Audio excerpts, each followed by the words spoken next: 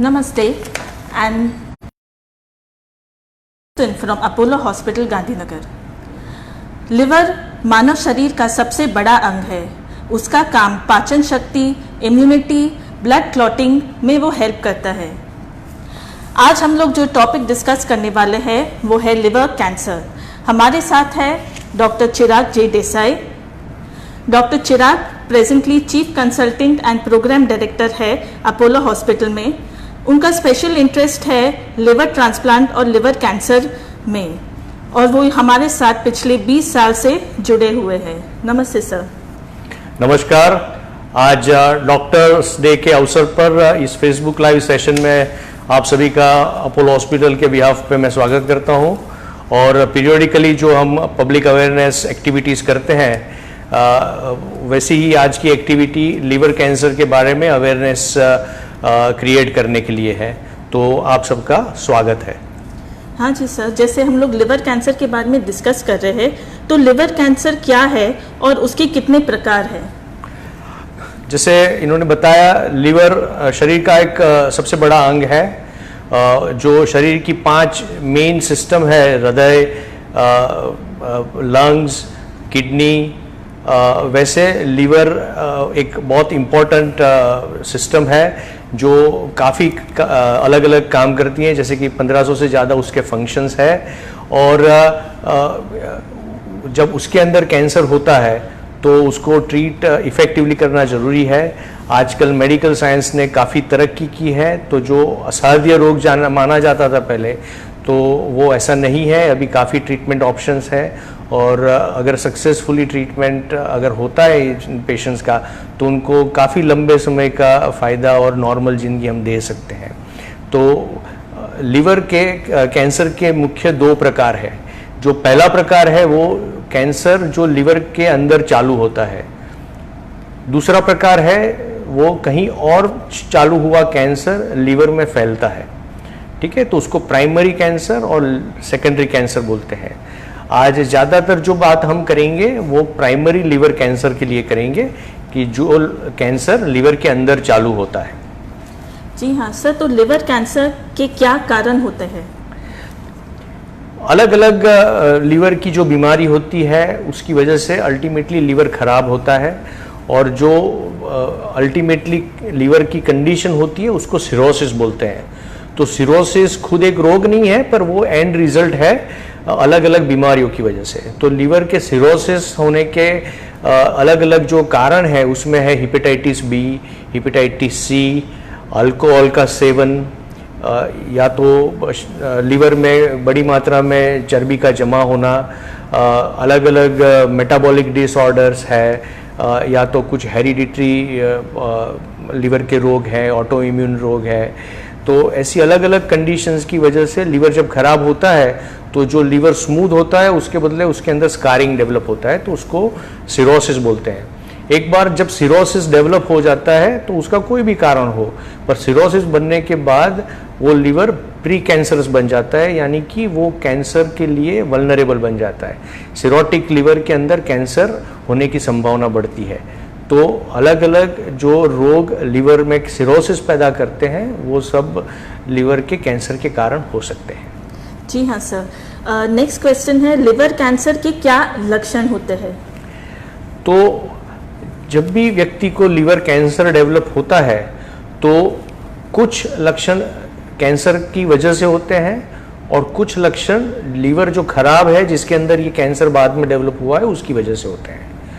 तो कैंसर की वजह से दर्द होता है, भूख कम लगती है, थोड़ा हल्का हल्का बुखार रह सकता है, या तो कई बार लिवर खराब होने के लक्षण की वजह से खून की उल्टी होना, पेट में पानी जमना, जॉन्डिस होना, पैर में सूजन आना, ऐसे सब अलग अलग लक्षण हो सकते हैं। अगर बड़ी गठान है लिवर की और वो कहीं पे आसपास के ऑर्गन्स को कॉम्प्रेस करती है तो उसकी वजह से अलग अलग और सिम्टम्स भी डेवलप हो सकते हैं।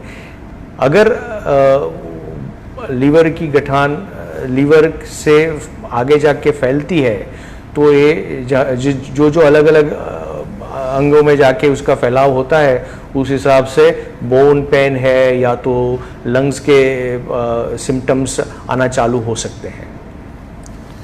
जी हाँ सर, तो लिवर कैंसर के और क्या तकलीफ़ें होती है, मतलब कोई कॉम्प्लिकेशन ज़्यादातर जो देखा जा सकता है? तो इनिशियल स्टेज में काफ़ी पेशेंट्स को लीवर की गठान की वजह से कोई सिम्टम्स नहीं होते हैं, इसलिए कई बार इसका निदान काफ़ी लेट होता है। जब कुछ हद से ज़्यादा गठान की वृद्धि होती है तो वो आसपास के ऑर्गन्स पे उसका दबाव करती है, वो रप्चर हो सकती है। और जब रप्चर होती है तो पेट में बहुत ज़ोरदार दर्द होता है, कई बार गठान में से ब्लीडिंग हो सकता है। जब ब्लीडिंग होता है तो ब्लड प्रेशर फॉल होता है, कई बार पसीना ज़्यादा हो जाता है, उसकी वजह से उसके दबाव की वजह से पीलिया हो सकता है। अगर उसके डायफ्राम के ऊपर उसकी इफ़ेक्ट है तो सांस में तकलीफ़ हो सकती है। अगर बहुत बड़ी गठान है तो पेशेंट को गठान फील भी हो सकती है। जब वो फैल के दूसरे ऑर्गन्स में जाती है तो बोन पेन हो सकता है, सांस में तकलीफ़ हो सकती है। तो ऐसे अलग अलग कॉम्प्लिकेशंस हो सकते हैं। कॉम्प्लिकेशंस कई बार लीवर सिरोसिस की वजह से होता है कि जिसकी वजह से खून की उल्टी होना, दिमाग पे असर होना, थोड़ा कॉन्शियसनेस डाउन होना, पेट में पानी भरना, पैर में सूजन होना, कुछ ज़्यादातर पीलिया होना, ब्लड टेस्ट काफ़ी कम होना, ब्लड में जो प्लेटलेट्स होते हैं उसकी मात्रा काफ़ी कम होना, पेट के पानी में इन्फेक्शन होना। तो ये अलग अलग जो सिरोसिस है उसके कॉम्प्लिकेशंस भी हो सकते हैं। तो आम लक्षण से लेके इतने कॉम्प्लिकेशंस कोई भी कंडीशन में पेशेंट डॉक्टर के पास आ सकता है। जी हाँ सर, लिवर कैंसर का निदान क्या है?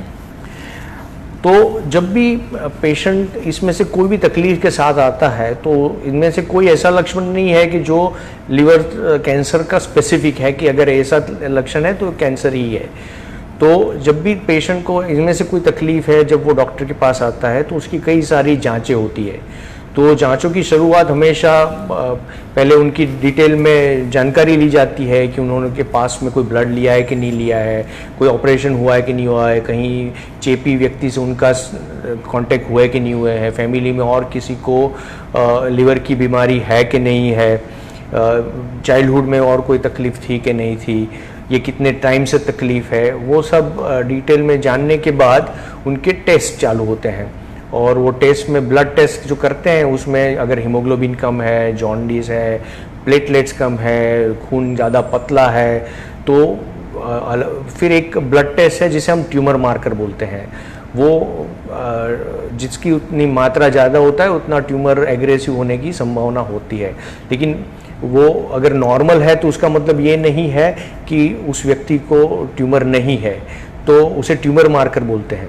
जैसे अलग अलग टेस्ट होते हैं और ये टेस्ट कोई एक टेस्ट के बदले वो पूरे टेस्ट का जो कॉम्बिनेशन होता है वो पूरा पिक्चर आपके सामने बताता है कि इस व्यक्ति का लिवर का स्टेटस क्या है और उसके अंदर गठान होने की संभावना है कि नहीं है।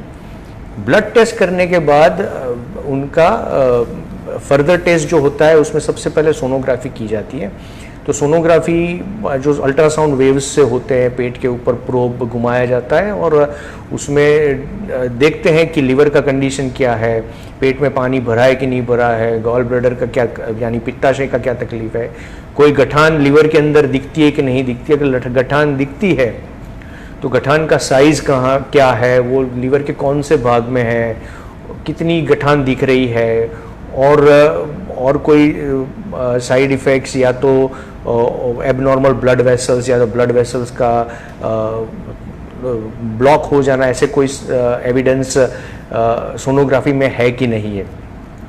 जो सामान्य सोनोग्राफी पेट के लिए होती है उसमें उपरांत लिवर डॉपलर जो सोनोग्राफी में फर्दर आगे का टेस्ट है जो हमेशा रूटीनली नहीं होता है, लेकिन जब लिवर के कैंसर की संभावना है या तो लिवर के किसी रोग की संभावना है तो डॉपलर भी हम ऐड करते हैं, जिससे जो नसें ब्लड आंत में से हृदय की तरफ जाने के पहले लिवर में होके जाते हैं ब्लड, तो वो ब्लड वेसल्स का क्या कंडीशन है, उसके आसपास कोई और गठानें दिख रही है कि नहीं दिख रही है, तो ये सब जानकारी मिलती है। कई बार सोनोग्राफी में जो जानकारी मिलती है वो प्राइमा फेसी होती है, उसके कई ज़्यादा डिटेल में जानकारी बहुत ज़रूरी होती है। साथ में लीवर की साइज़ क्या है, वो सिकुड़ तो नहीं गया है, लीवर का अगर ऑपरेशन करना पड़ता है तो कितना लीवर निकाल सकते हैं, कितनी ब्लड वेसल्स को काटना पड़ेगा, लीवर का कितना भाग बचेगा, ये सब जानकारी जानने के लिए हम जो नेक्स्ट टेस्ट करते हैं उसको सीटी स्कैन बोलते हैं। और सीटी स्कैन कुछ कॉन्ट्रास्ट का इंजेक्शन देने के बाद करते हैं, तो अलग अलग फेज में 3 बार सीटी स्कैन होता है, जिसको हम ट्रिपल फेज सीटी स्कैन कहते हैं। अच्छी क्वालिटी का जब सीटी स्कैन होता है तो वो बहुत सारी इंफॉर्मेशन हमें देता है, तो उसमें पता चलता है कि जो सोनोग्राफी में दिखा है वो वाकई में गठान है कि और कुछ है, वही गठान है कि और भी छोटी छोटी गठान है, ब्लड वेसल्स के कितनी नज़दीक या दूर है ये गठान, बाकी की लीवर की क्या कंडीशन है, पेट में पानी भरा है कि नहीं भरा है, और कहीं पर लीवर के कैंसर का फैलावा हुआ है कि नहीं हुआ है, तो ये सब जानकारी हमें मिलती है। फिर जब लगता है कि और इन्फॉर्मेशन की ज़रूरत है तो कई बार बोन स्कैन या पेट स्कैन करते हैं, जिससे जो अदरवाइज़ नहीं दिखने वाली जगहों पे अगर स्प्रेड हुआ है तो उसकी जानकारी मिलती है। छाती का फोटो या तो छाती का सीटी स्कैन करके फेफड़े की भी डिटेल में जानकारी मिलती है। तो ऐसे बहुत सारे टेस्ट होते हैं जिससे ना तो लीवर की कंडीशन पर कैंसर है कि नहीं है, अगर कैंसर है तो वो कौन से स्टेज में कैंसर है, वो अर्ली स्टेज है कि लेट स्टेज है, और उसमें उनका कौन से प्रकार का ट्रीटमेंट सबसे इफ़ेक्टिव रहेगा, ये सब जानकारी इस इतनी सारी जटिल और बहुत सारी ट्रीटमेंट इन्वेस्टिगेशंस और जांचों के बाद हमें पता चलता है। जी हाँ सर, क्या लिवर कैंसर को रोका जा सकता है? लिवर कैंसर को रोका नहीं जा सकता, पर जो कंडीशंस से लिवर खराब होने के बाद कैंसर होता है उनमें से कुछ कंडीशंस को रोका जा सकता है। जैसे कि हेपेटाइटिस बी है, जो एक वायरस का इन्फेक्शन है, वो आजकल अभी सब चाइल्डहुड में वैक्सीन्स में उसका इंक्लूजन है, तो काफ़ी सालों से मेजॉरिटी जो पॉपुलेशन है अपना वो ऑलरेडी इम्यूनाइज है, तो उस तरह से हेपेटाइटिस बी को रोका जा सकता है। कुछ सावचेती से हेपेटाइटिस सी का संक्रमण रोका जा सकता है। अगर फैटी लीवर है तो उसका अर्ली ट्रीटमेंट करके कुछ अलग अलग कुछ सावचेती रखने से ये फैटी लीवर के प्रोग्रेशन को थोड़ा रोका जा सकता है, उसके अंदर और लिवर में तकलीफ होने से उसको रोका जा सकता है। एक कंडीशन है जिसको मेटाबॉलिक सिंड्रोम बोलते हैं, जो आजकल काफ़ी कॉमन है। दूसरी उसी कंडीशन से संलग्न दूसरा वर्ड जो आजकल ज़्यादा यूज़ होता है वो है NASH, यानी NASH, नॉन अल्कोहलिक स्टीएटोहेपेटाइटिस। सो इन सब पेशेंट्स में लिवर के अंदर फैट कुछ हद से ज़्यादा जमा होता है और वो धीरे धीरे करके लिवर सेल को डैमेज करता है। तो इसको अर्ली स्टेज में अगर जान लिया जाए, उसके प्रोग्रेशन को स्लो डाउन किया जाए, तो उसमें से डेवलप होते हुए कैंसर को कुछ हद तक रोका जा सकता है। सिमिलरली विल्सन्स डिजीज़ के जिसमें कॉपर जमा होता है लीवर में, उसकी भी जो अर्ली ट्रीटमेंट की जाए तो उसकी वजह से लीवर डैमेज होकर जो कैंसर होने की संभावना है उसको भी हम कम कर सकते हैं। सो लीवर कैंसर को रोकना डिफ़िकल्ट है, लेकिन जिस कंडीशन में से लिवर कैंसर डेवलप होता है उनमें से कुछ कंडीशंस को रोकना पॉसिबल है। अगर हम लोग इलाज की बात करते हैं कैंसर, लिवर कैंसर के, तो उसके ऑप्शंस क्या क्या है? तो जैसा हमने अभी डिस्कस किया, prevention is better than cure. तो हमें सबसे पहले तो ये लिवर कैंसर रोकने के लिए जिस कंडीशन में पॉसिबिलिटी है तो वो प्रयत्न करने चाहिए। एक बार अगर कैंसर हो भी जाता है तो उसको अर्ली से अर्ली स्टेज में डायग्नोस करने के तरीके पर फोकस करना चाहिए। तो इस पूरे प्रोसेस को स्क्रीनिंग बोलते हैं। तो जिस पेशेंट्स में हेपेटाइटिस बी, हेपेटाइटिस सी, या तो अल्कोहलिक लिवर डिजीज़ या ऐसी कोई भी कंडीशन है जिसकी वजह से सिरोसिस ऑलरेडी हो गया है, तो ऐसे व्यक्ति को नियमित रूप से डॉक्टर्स के संपर्क में रहना चाहिए। उनकी नियमित जांच होनी चाहिए, ब्लड टेस्ट होने चाहिए, सोनोग्राफी और ज़रूर पड़े तो सीटी स्कैन। अगर ये नियमित तरीके से अगर किया जा सके तो अर्ली स्टेज में लिवर कैंसर को डायग्नोस कर सकते हैं। ये सब मैंने इसलिए बताया क्योंकि ट्रीटमेंट के लिए अर्ली स्टेज में होना बहुत ज़रूरी है। अगर लेट स्टेज में जब डायग्नोसिस होता है तो ट्रीटमेंट के ऑप्शंस कम हो जाते हैं। अगर हम अर्ली स्टेज की बात करें तो ऑपरेशन से लिवर कैंसर को निकालना यानी कि सर्जरी वो बेस्ट ऑप्शन है।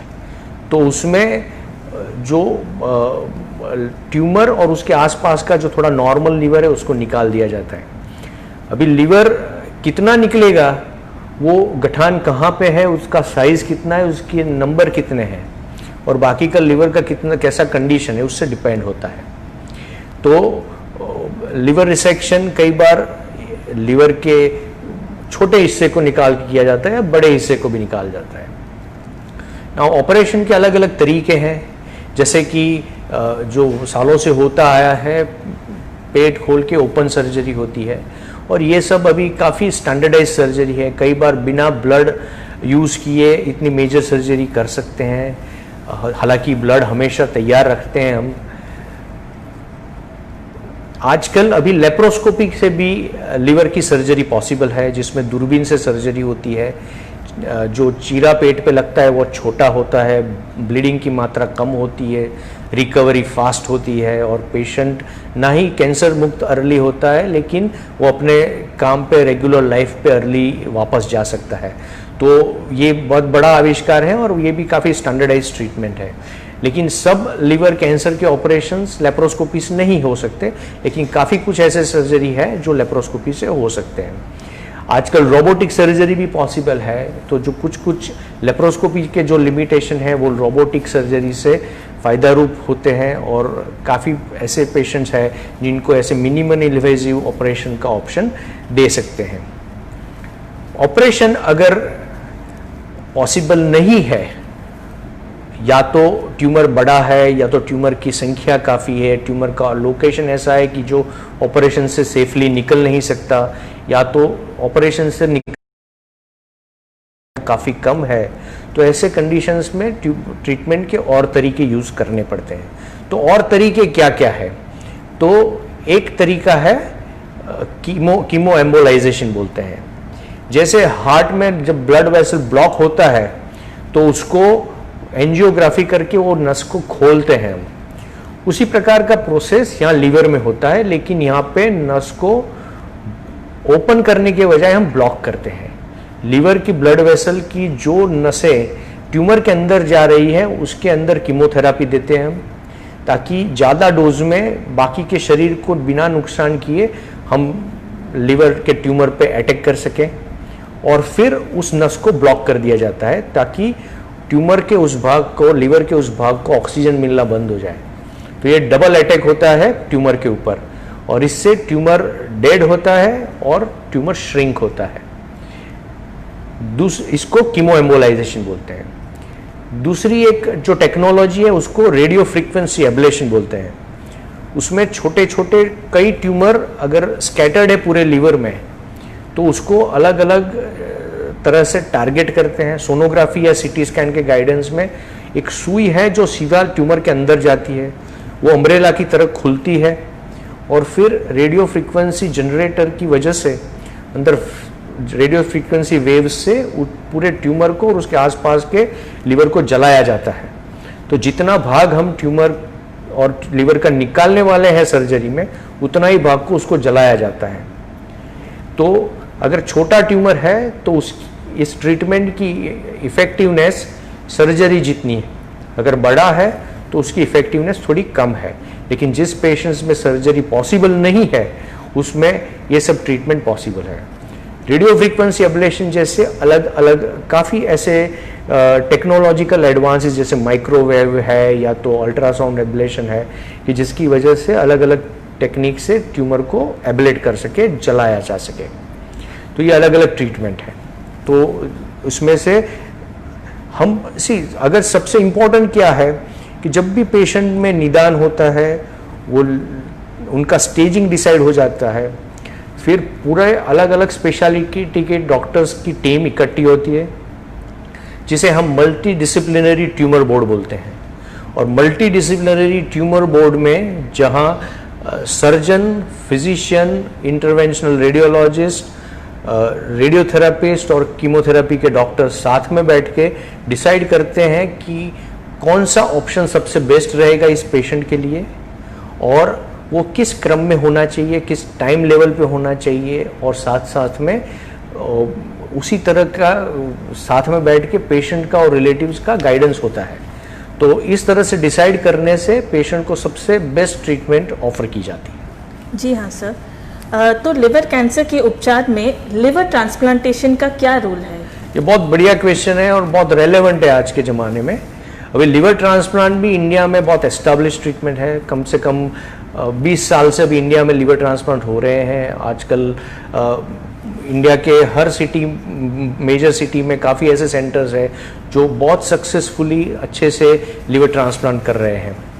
तो जब लिवर के अंदर ट्यूमर ऐसा है जो सिर्फ लिवर काट के या तो लिवर रिसेक्शन कर से नहीं निकाला जा सकता, और लिवर जो बचता है उसका क्वालिटी या तो अच्छा नहीं है या तो उसका साइज अच्छा नहीं है, तो लिवर के भाग को निकालने के बाद जो बचे कुचे लिवर का बॉडी के और सर्वाइवल से कॉम्पेटिबल रहना बहुत ज़रूरी है, और उसके लिए कई बार सर्जरी पॉसिबल नहीं होती है। तो ऐसे कंडीशंस में कुछ क्राइटेरिया है जिससे डिसाइड होता है कि क्या इस पेशेंट में हम लिवर ट्रांसप्लांट ऑफर कर सकते हैं। तो अगर पेशेंट के अंदर एक ट्यूमर 5 सेंटीमीटर से छोटा है या तो 3 छोटे छोटे ट्यूमर है, अगर वो कहीं लीवर के बाहर फैला हुआ नहीं है, बाकी जनरल कंडीशन पेशेंट की अच्छी है, उनको ज़्यादा कोई हृदय की या फेफड़े की बीमारी नहीं है, तो ऐसे पेशेंट को लिवर ट्रांसप्लांट वाकई में कर सकते हैं। तो वो ना ही अंडरलाइंग खराब लीवर को, लेकिन साथ में उसके अंदर का कैंसर को, सब कुछ साथ में उसका ट्रीटमेंट हो जाता है। लिवर ट्रांसप्लांट 2 तरह के होते हैं। एक जहाँ ब्रेन डेड व्यक्ति खुद का लिवर या उसके रिलेटिव उसका लिवर डोनेट करते हैं, लेकिन उसमें वेटिंग लिस्ट होता है और कई बार कैंसर के पेशेंट के लिए वेट करने का ऑप्शन नहीं होता है।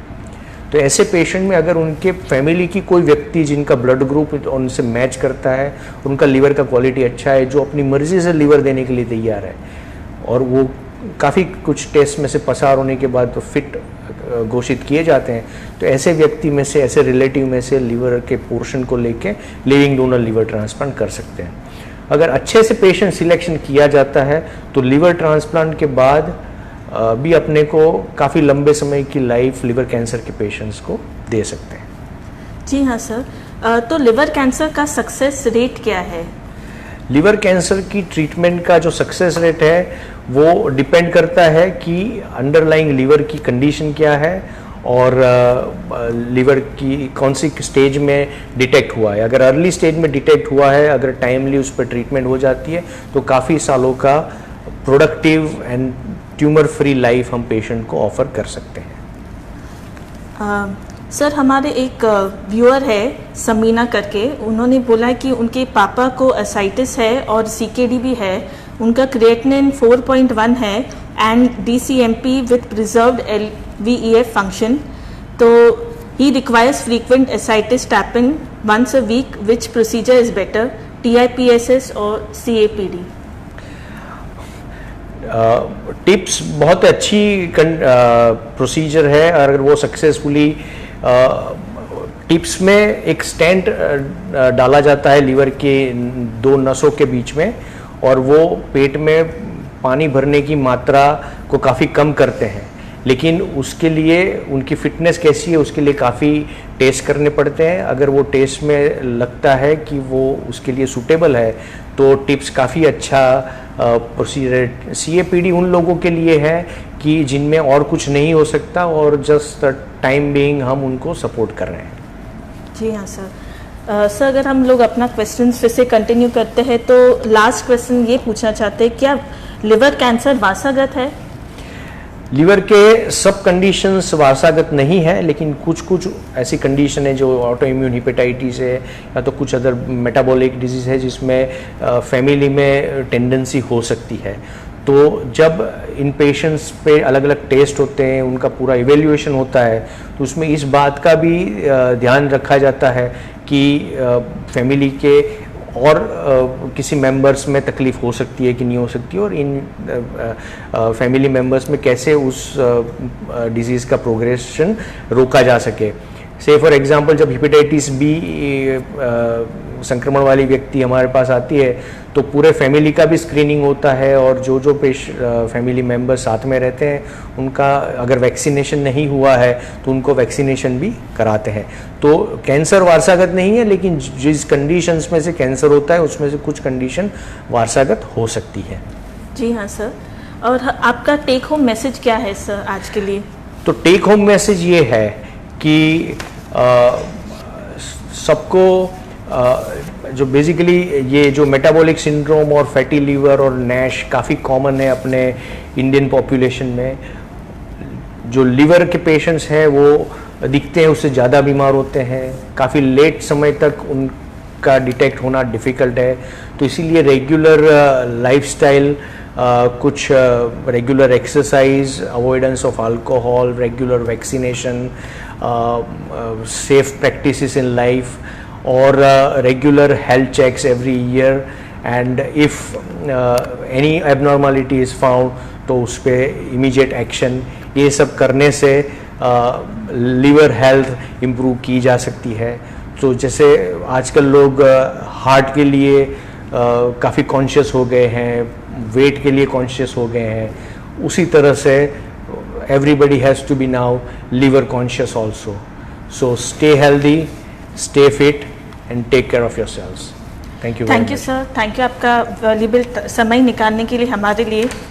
अपोलो हॉस्पिटल की तरफ से एवरी डॉक्टर के लिए a very happy doctors day, क्योंकि आप लोग सच में ट्रू वॉरियर्स हो और आपका जो भी एफर्ट लेते हो आप इस पैंडमिक सिचुएशन के लिए वो बहुत ही अच्छा है और बहुत अच्छी तरह से दिखता है। Thank you sir. Thank you very much.